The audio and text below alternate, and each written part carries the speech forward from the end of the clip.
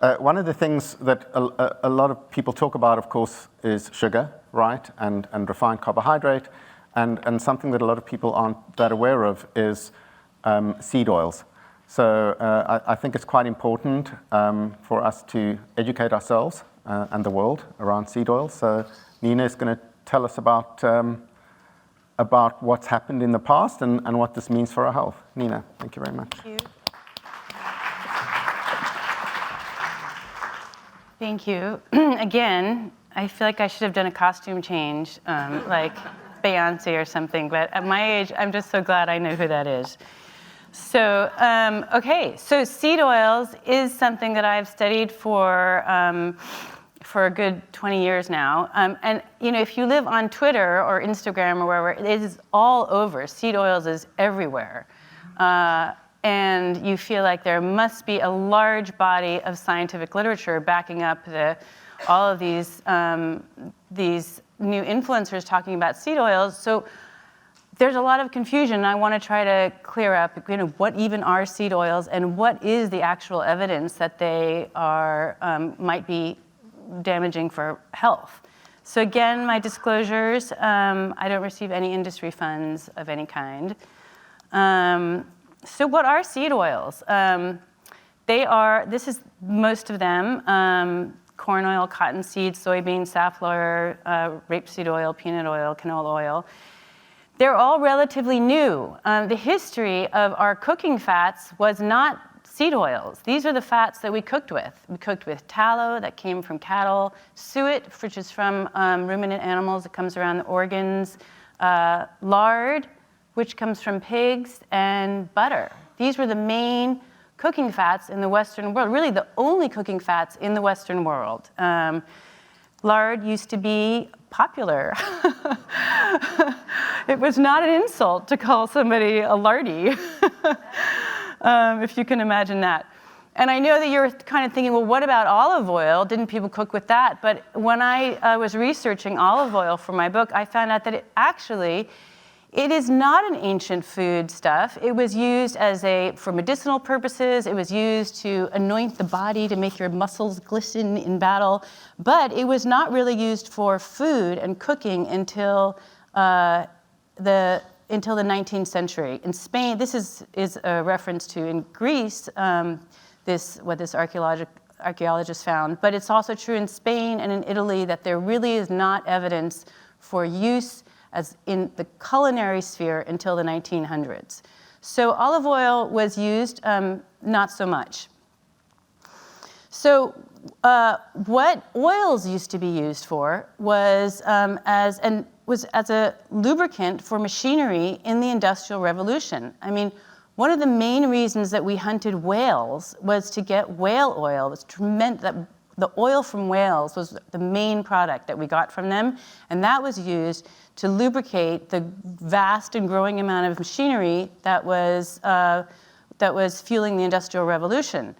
When we hunted out all the whales, or most of them, the Americans in the South who were growing cotton, they discovered that cotton seeds, which was a byproduct of their crop, could be crushed into oil, cottonseed oil. And that was the very beginning of oils, as I'll explain, that were used to become foodstuffs in the US. So I just want to pause for a moment and explain to you the chemistry of fatty acids and to understand a saturated solid fat like butter, which is the top molecule here. You can see that it's a straight molecule, and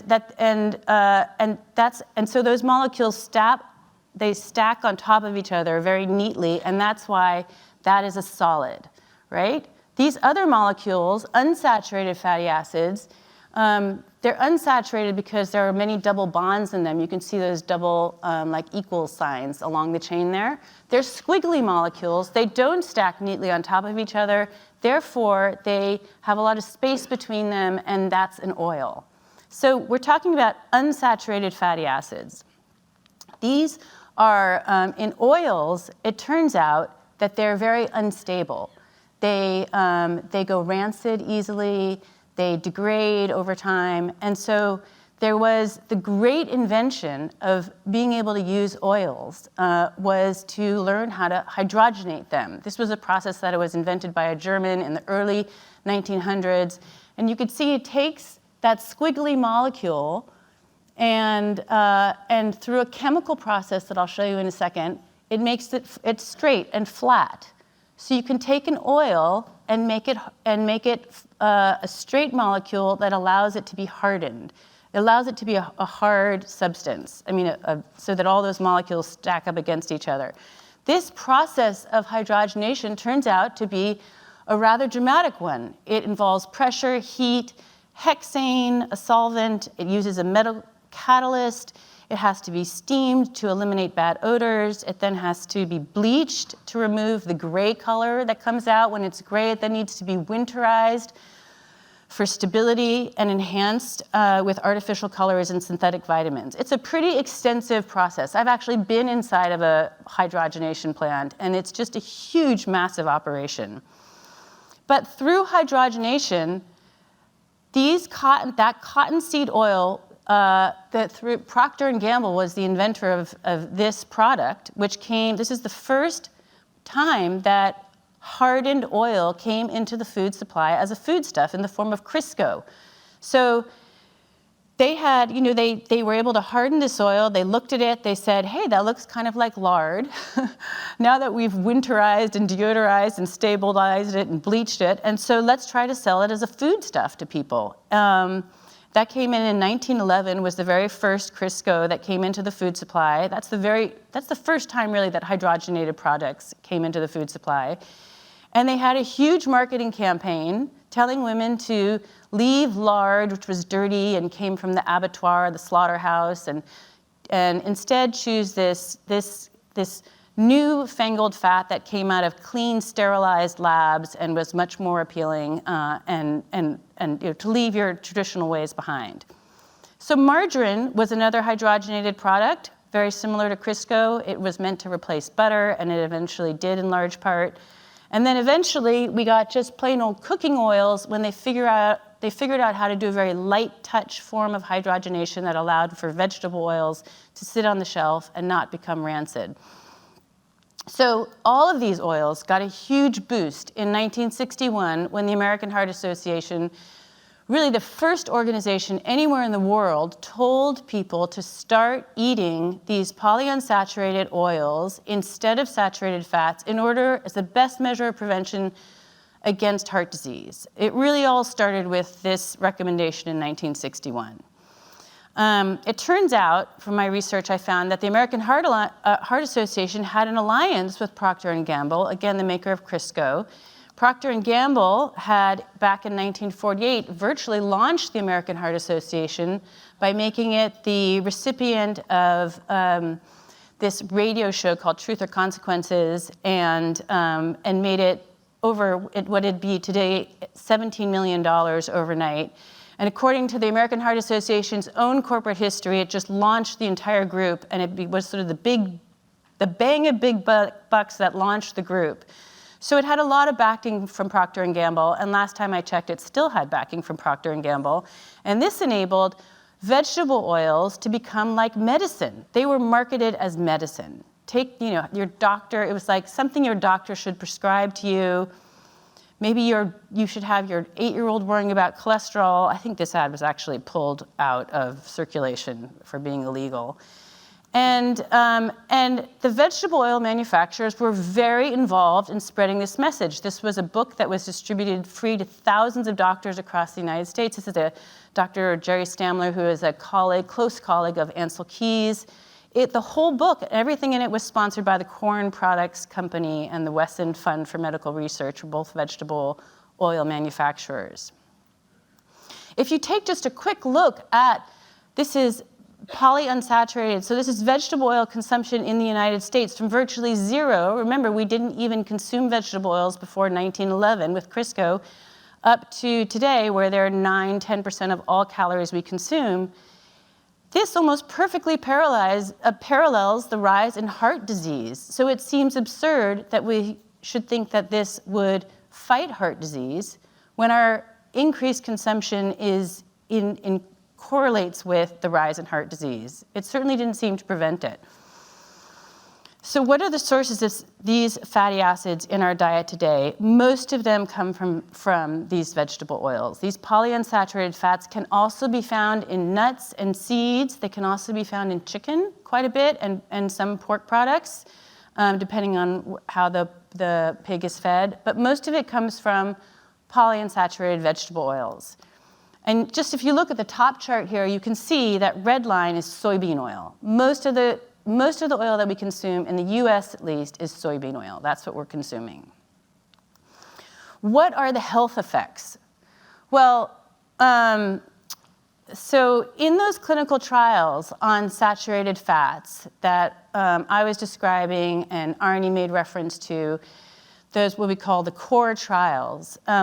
In almost all of those trials, what they did is they took a regular diet, which at the time a regular diet was considered 18% saturated fat, which is very high to us today, but that was considered normal in the 60s and 70s, and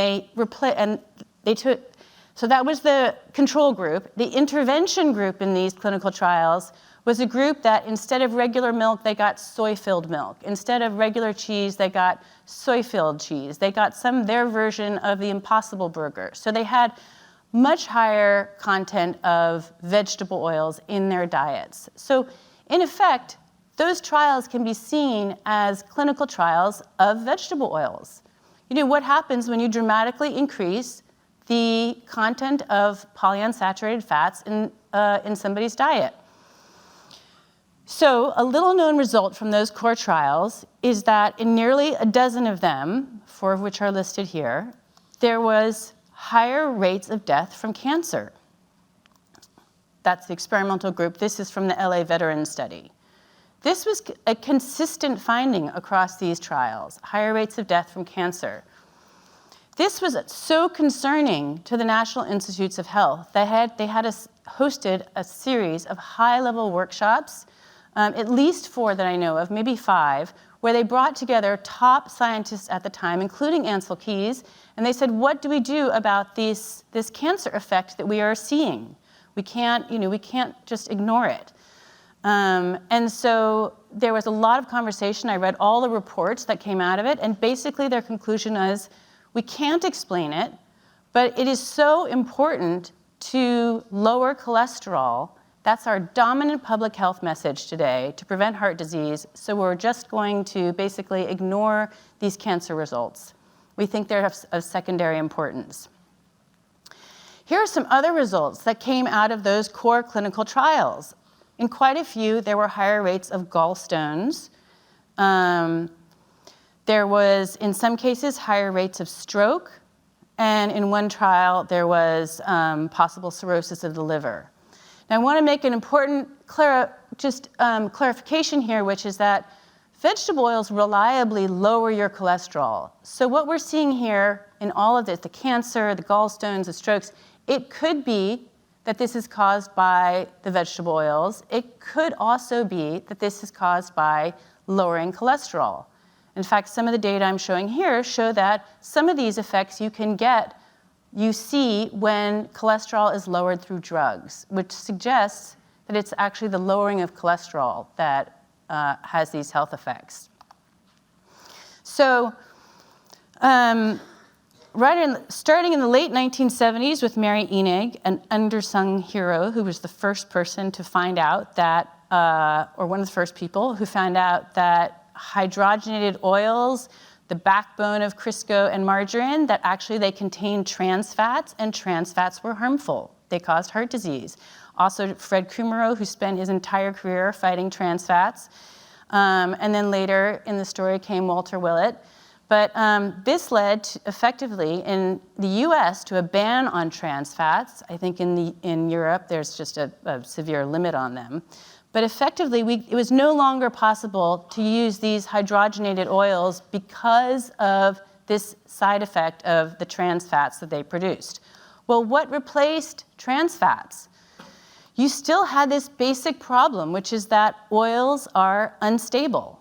They go rancid, they oxidize, and so they weren't really, you can't make a shelf-stable product out of them. You can't make cookies if the Oreo cookie in the middle is greasy and dribbling on the shelf. That doesn't work. All of those products had hydrogenated oil. So what were food industry manufacturers going to replace them with? Well, they did a number of things.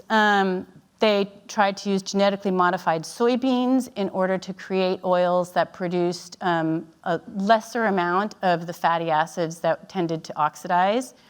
They started producing more sunflower oil, which also is less prone to oxidation. And this is not on this slide, but they started to use a lot of palm oil because that's very high in saturates, and to some extent coconut oil, but that's more expensive. But in many cases, they just reverted back to using regular old oils. And so one of the things that I discovered in doing my research was that this was a huge problem, especially in food service operations. So, they started just using regular oils in fryers, in restaurants. And this was something, previously they had used hydrogenated oils, which were stable. Now they had regular oils.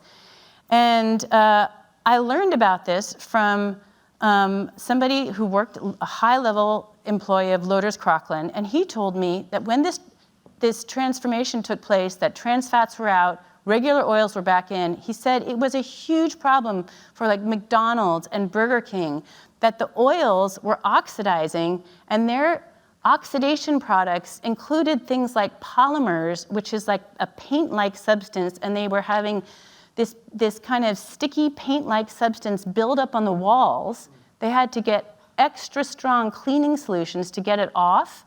Just imagine what was happening in the lungs of the workers who are standing over these fryers. They then discovered that these oxidation products that were being created oh, sorry, I just want to go back to this slide. When I say oxidation products, what do I mean? It's this polyunsaturated oil. So each one of those double bonds, those little equal sign, each one of those can open up and attach to an oxidant. So that's what oxidation is. Especially under light or heat, as you know from your chemistry labs, it speeds up the experiment. The double bonds open up, they attach to oxygen. That's oxidation. And then oxidation drives inflammation. So you have these heated oils in restaurants, and they were finding that there were so many highly unstable oxidation products on the workers' uniforms that when they would take them in the little truck to the dryer, to the laundromat, they would burst into flames in the back of the truck. They would just spontaneously burst into flames. And then even after they had been cleaned in the washing machine, they would burst into flames again in the heat of the dryer. This was just a huge problem. And actually, I don't know how they've solved it. But it speaks to the tremendous instability of these products. This is just a few of the toxic oxidation products that are produced by heated oils. One, very well-known, aldehydes. They're actually a former marker for cancer. You actually measure aldehydes to see a level of cancer in somebody's body. These oxidation products cause rapid cell death. They interfere with your DNA and RNA. And they're implicated in neurodegenerative diseases. Another well-known oxidation product created by oils is acrolein. That's also, you see that in cigarette smoking. It causes inflammation. And these are known toxins that are products of heated oils. So, and we also know from the experiments of this Dr. Chelany, who works at University of Michigan, that those products, when you eat them in fried, she actually went around to Burger Kings in her neighborhood. When you eat them, hundreds of them are absorbed into your body, and they pass through the blood-brain barrier. So there's no question that these products enter our bodies. And that is why McDonald's used to fry their French fries in tallow. Because, well, this is also before vegetable oils even came along. But it's a much more stable way to make your French fries. All right. Where to find all these summaries on inflammation and oxidation. Really, the main place, I can't believe this, that this still exists is the original work that I did in my book, which is in chapter 9 of my book and is excerpted here. It's excerpted by this organization. They have it on their website. You can read it for free. The footnotes aren't there, but if you want to read this whole story, you can read it there. And I just want to, in sum, say, what is it we do and we don't know about seed oils? Again, because there's so much all over the internet now about seed oils, and I feel like it's just important to kind of clear the decks about where the science stands. I think on cancer, we have evidence from multiple randomized controlled clinical trials that is supported by mechanistic evidence. And so I would say that's decent evidence to show that these oils are, I don't know what words to use, are likely cause of cancer. Heart disease, there's some evidence to support it from randomized controlled clinical trials, such as the Minnesota Coronary Survey. It is a consistent finding that strokes are lower in people who consume more saturated fat and less unsaturated fat. That's a consistent finding, including in the PURE study, which is the largest observational study in the world. And it's very clear that seed oils cause inflammation through their oxidation. Oh, that slide wasn't even on the screen. Sorry. There it is. Other health effects, gallstones, could be the vegetable oils, it could be the lower cholesterol. Obesity, there is some evidence. There's evidence from 3 clinical trials that seed oils cause obesity, but those have never been systematically reviewed. There's at least one mechanistic hypothesis that's been proposed by Michael Eads in his Breckenridge talk. Diabetes, I don't see any evidence, at least that I have found, that seed oils cause diabetes. So takeaway lessons for yourself, for all of us. Avoid these oils if you can. For salad dressings, use olive oil or avocado oil, which are low in the particular type of fatty acids, linoleic or linolenic, that are more prone to oxidation. For cooking, use a stable fat, any of the ones listed there, and avoid fried food in restaurants, sad to say. Or say, I'm allergic to oils, please use butter. Sometimes that works. All right, thank you very much. And again, I've gone over. Thank you, Nina. The one thing that I kind of took away from that, because I knew this stuff, was that you should follow the money, right? If you look at the history of the Dietary Guidelines and of oils and of the American Heart Association, unfortunately, I guess it's like that today in the world. The other good thing is that in preparation for these days, I made contact with the gastronomy department here at the center, and I was a little bit fussy, and I mentioned seed oils, and they came back and said, we don't use seed oils here. Oh. So, Bravo. Pretty good, yeah. Any questions from the audience? Thank you. Please introduce yourself. Thank you very much. Hi, Nina. Thanks for a great talk. I'm Beth Zupakania, registered dietitian nutritionist from the U.S. Can you comment on algae oil, which is a new oil on the horizon? It's actually from cultured vegetables. There's not a lot of information on it, but it's higher in monounsaturated fat than olive and avocado oil. So I don't know anything about it, but I would say the general principle of choosing oils that are higher in monounsaturated fat, so that would be oleic, that is, those fats will be more stable because monounsaturated, mono means only one double bond, only one opportunity to open up and oxidize, versus linoleic, linolenic, which are the omega-6s with multiple double bonds, polyunsaturated fats, which have multiple opportunities to oxidize. So anything that's high in monounsaturated fats is good for you. Why olive oil, avocado oil, and maybe algae oil is better for you. Okay, thank you. Any other questions from the audience? Maybe all sitting in shock. They're just Nina, hungry. Thank you very much. All right, thank you.